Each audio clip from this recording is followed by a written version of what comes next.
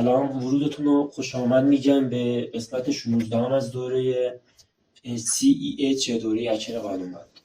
خب بحث امروزمون در رابطه با بدافزارها یا مالور هاست که خب یکی از جدی‌ترین تهدیدات در زمینه امنیت سایبری هستن و خیلی از حمله‌ها و نفوذهایی که صورت میگیره با استفاده از مالور هاست و خب شناختن و داشتن اطلاعات در رابطه با ساختار و طرز کارکرد و بخش‌های مختلف اون میتونه خیلی کمک کنه به ما در چه بحث امنیت و چه بحث حمله و یعنی میتونه به ما کمک کنه که نفوذ راحت‌تری رو به یک سیستمی داشته باشیم و همچنین میتونه به ما کمک کنه که امنیت یک سازمانی رو یک چیزی رو بتونیم بهتر حفظ بکنیم. همتون میدونید که معروفترین راه جلوگیری از مالورها همون استفاده از آنتی ویروس هست که البته 100% هم کارو برای ما در نمیاره. تعریف بدافزار رو بخوام بگم نرم افزاری که اجرای آن منجر به ضرر به سیستم و یا کاربر می شود. حمله کننده‌ها از بدافزارها برای تحت کنترل گرفتن سیستم و یا سایر اهداف خود استفاده می کنند. یکی از وظیفه‌های اصلی کارشناسان امنیت اطلاعات محافظت از سیستم‌ها و شبکه در مقابل این گونه عملیات است، عملیاتی که با استفاده از مالورها صورت می‌گیرند.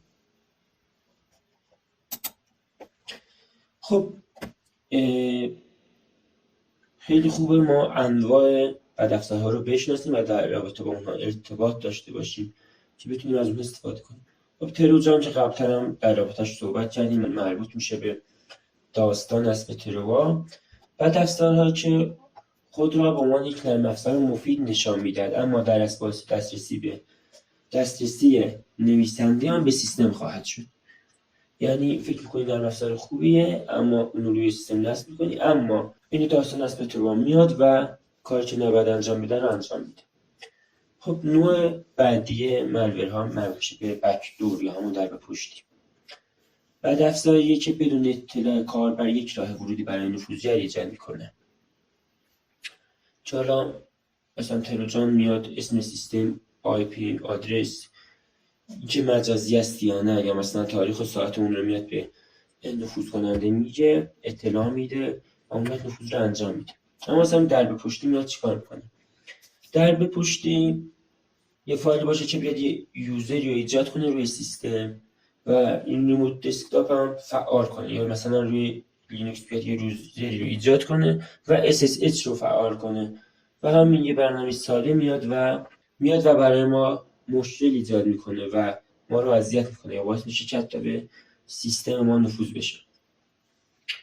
البته امکان داره درب پشتی بیاد از پروتکل‌های منیجمنت استانداردی استفاده کنه یا مثلا خودش یه پورت مخصوصی رو برای خودش باز کنه و به این طریق بیاد به سیستم ما دسترسی بده. در کل اگه بخوام درب پشتی و تروجان رو با هم مقایسه کنم، درب پشتی فقط یک راهی رو برای نفوذ ایجاد میکنه، اما خب تروجان ها پیشرفته تر هم میتونن کارهای مختلفی انجام بدن.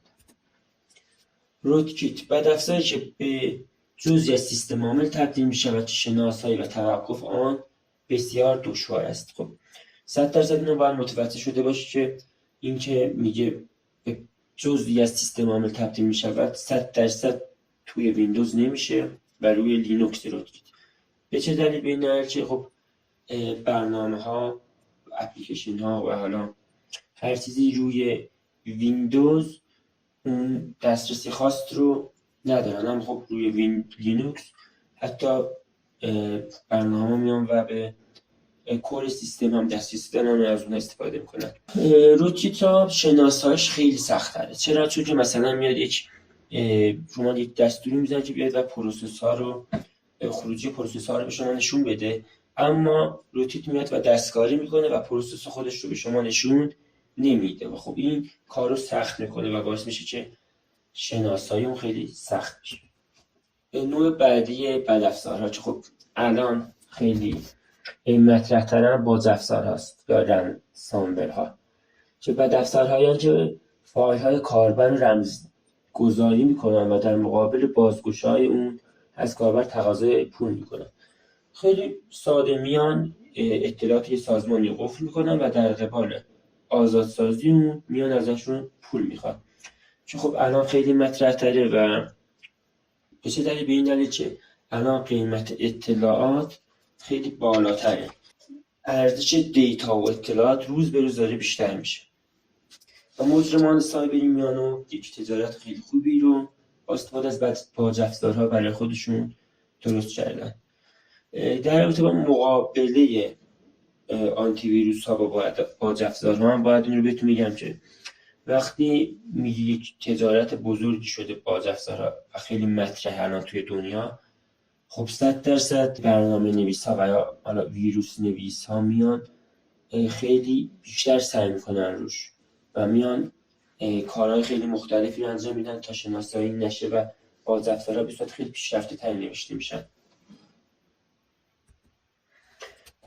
البته حالا این که میگم پیشرفته تر منظورمون چی؟ ببینید حالا یکی مقدار جلوتر اینو میگم، اما مثلا این که شما بیا شناسایی کنید باج‌افزار یک بدافزار رو که ببینی اون چیه، مثلا خیلی اهمیت خاصی نداره.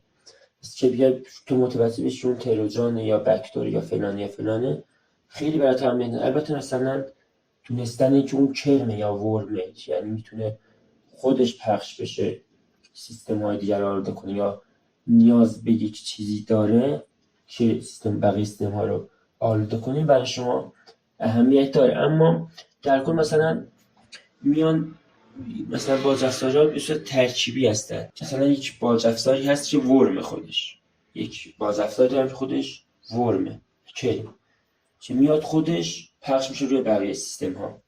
یا مثلا یک تروجان داشته باشیم که جاسوس افزار باشه و این کارو سخت‌تر میکنه برای ما و یا آسان‌تر میکنه برای ما. خب تبلیغ افزار رو داریم، بدافزار که پیام‌هایی رو به کاربر نشون میده. این پیام‌ها میتونن محتوای تبلیغاتی، سیاسی و یا کاربر تشویق به نسب سایر بدافزارها کنن.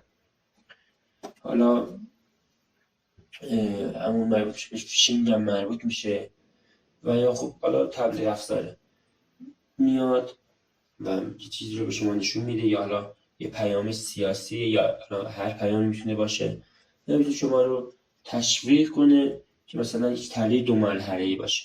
یک مرحلهش تبلیغ افزار باشه، یک بخش دوم فیشینگ باشه، یا بخش اولش همین تبلیغ افزاره باشه، بخش بعدیش نصب یک بدافزار دیگه باشه، بدافزار اصلی اونه و اون میاد سیستمش رو ما رو به دردسر میندازه.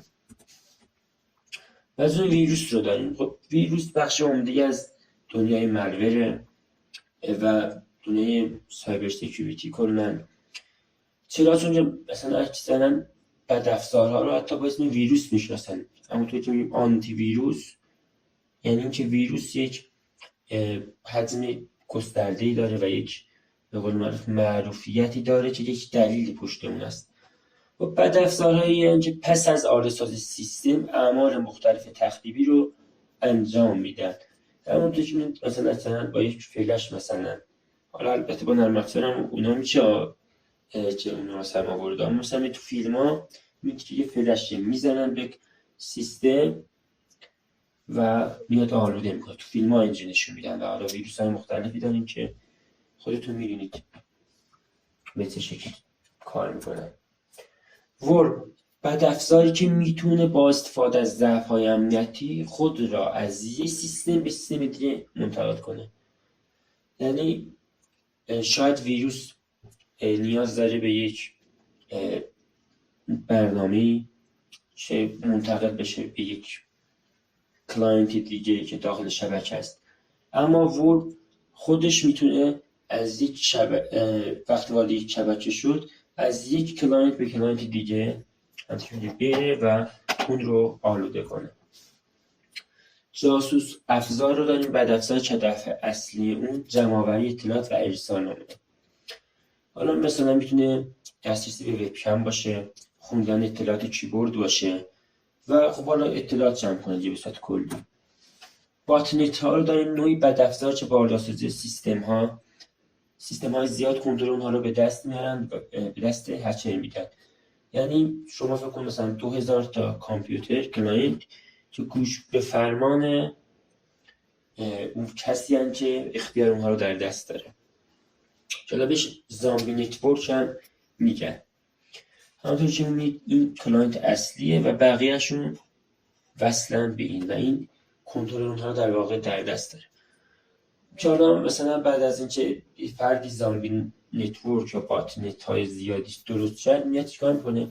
میاد اونها رو اجاره میده یا میاد کارهای مختلف باش انجام میدن. یه کار جالبی که باش انجام میدن، مثلا هر کدوم از این کامپیوترها 2 مگابایت پهنای باند دارن. وقتی که همه اینا بیان به یک سایتی مثلا درخواست بدن، 2000 تا کامپیوتر میان یهویی به یک سایت درخواست میدن. مثلا 2000 تا کامپیوتر هر کدوم 2 مگابایت پهنای باند داشته باشه، میشه 2 گیگ. میاد باعث چی میشه؟ باعث این میشه که قفل میشه، یعنی همون عملیات دیداس و داس و اینا چه میاد و قفل میکنه به خاطر درخواست زیاد. حالا این هم یه همچین حالتی داره. بعد از اون کریپتورها رو داریم که الان خیلی مطرح شدن. بدافزارهایی که هدف اصلی اونها استفاده از منابع سیستم، را سخت افزار سیستم به منظور استخراج رمزارزاست. شاید شما حتی وقتی اونو نصب کردین متوجه حضور اونم نشید، اما در کل باعث میشه سی پیو ضعیف بشه، سیستم ها کند بشه داخل شبکه و حالا جریمه‌های دیتا سنتر بیشتر بشه و حتی در مواقع سیستم افت بشه. راهایی که بدافزارها سیستم رو آلوده میکنن: نرم افزارهای پیام رسان، که میتونه هر پیام رسانی باشه، واتساپ، تلگرام، حتی پیام رسانهای داخلی که مثلا یه تلگرام بدون فیلتر شکنه مثلا بیایی نصب کن، خودش پروکسی داره، مثلا با اون تو میتونی بری کاراتو انجام بدی، تو میانو نصب میکنی، اما از اون جایی که تلگرام اصلی نیست مثلا یک بدافزاری امکان داره همراهون باشه و به شما آسیب بزنه. حافظه های قابل حمل، استفاده از کلاینت های وب و میل که دارای ضعف امنیتی هستند. نرم افزارهای قدیمی دارای ضعف امنیتی و یا تقلبی نرم افزارها که شبیه نرم افزارهای واقعی هستند. استفاده از سایت های نامعتبر برای دریافت نرم افزار. در کل چیزی که اینجا میبینید اهمیت داره اینه که شما نرم افزاری که دانلود و نصبش میکنید نرم افزاری باشه که مثلا شما از یه سایتی میرین اون رو دانلود میکنید، به این معنی که شما به اون سایت اعتماد کامل دارید که من این برنامه رو از تو نصب میکنم، من اطلاعات کاملی، اعتماد کاملی نسبت به تو دارم و به صورت کلی بخوام بگم یعنی باید شما در رابطه اون تحقیق بکنید در رابطه با نرم افزاری که نصب میکنید، از جایی که نصب میکنید. برای مثال الان داخل ایران خیلی از نرم افزارهای کرکی استفاده میکنن. این که اون نرم افزار کرکی رو از کجا دانلود میکنی خیلی اهمیت داره، چون که وقتی تو اون رو داری نصب میکنی عملا میای خیلی از راههای مقابله با بدافزار رو میبندی، مثلا این آنتیویروس رو خیلی فعال میکنی که بیان رو نصب کنی و این احتمال اون نرم افزار کرکی بیاد به تو آسیب بزنه، یعنی یک بدافزاری پشت اون باشه. و در صورت کلی نرم افزار از کجا دانلود و نصب میکنی خیلی اهمیت داره. راهایی که بدافزارها سیستم عامل آلوده میکنن: دانلود فایل مخرب از اینترنت، ضمیمه‌های ایمیل، دسترسی‌های کنترل نشده از اینترنت به داخل شبکه. برای مثال تو یک کلاینت رو گذاشتیم داخل شبکه هستی، گوشه‌ای مثلا با اون وصل میشه اینترنت و اینا، اون ضعف امنیتی داشته باشه شبکه تو کلا به باد میره و خب اینکه دسترسی کنترل شده باشه خیلی اهمیت داره. نصب توسط بدافزارهای دیگر، یه بدافزاری نصب میشه خودش، ولی خودش نشد من یک بدافزار دیگری رو روی سیستم نصب میکنه که بتونه کارهای بیشتری انجام بده.